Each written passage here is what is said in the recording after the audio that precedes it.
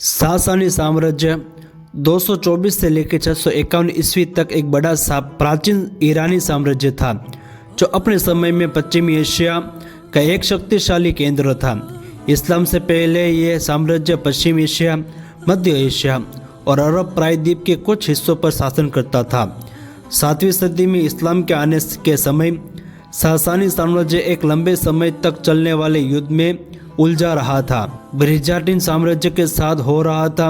इस युद्ध ने सासानी साम्राज्य को कमजोर कर दिया था।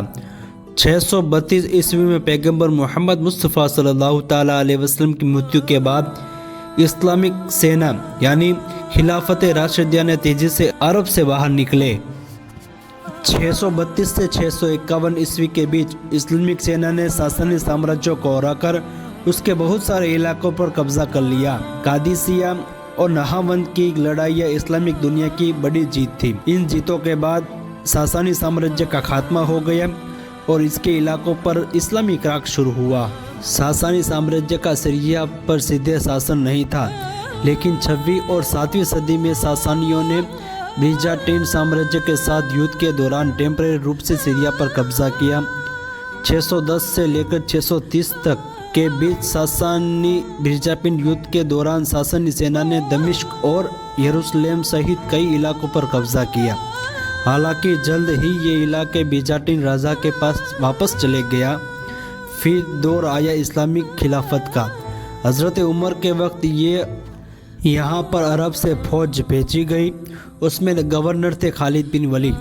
खालिद बिन वलीद की जीत के बाद यहाँ के गवर्नर बने हज़रत अमीर मुआविया। हज़रत अमीर मुआविया वो है जिसने खिलाफत उमैया की स्थापना की। इस्लामिक विजय के बाद सीरिया इस्लामिक खिलाफत का एक बड़ा और अहम इलाका बन गया। 661 ईस्वी में खिलाफत उमैया की स्थापना के साथ दमिश्क इस्लामिक दुनिया की राजधानी बना। इस तरह सीरिया इस्लामिक संस्कृति, राजनीति और शासन का बड़ा इलाका और अहम जगह बन गई। जब यहाँ इस्लामिक हुकूमत शुरू हुई तब मुल्क शाम कहा जाता था और आज हम देखते हैं कि सीरिया को मुल्क शाम कहा जाता है। लेकिन उस वक्त में मुल्क शाम सिर्फ सीरिया को नहीं बल्कि सीरिया, लेबनान, जॉर्डन, फिलिस्तीन, इजराइल और तुर्की का कुछ हिस्से को मुल्क शाम कहा जाता था। मुल्क शाम पर इस्लामिक हुकूमत लगभग 1300 साल तक रही।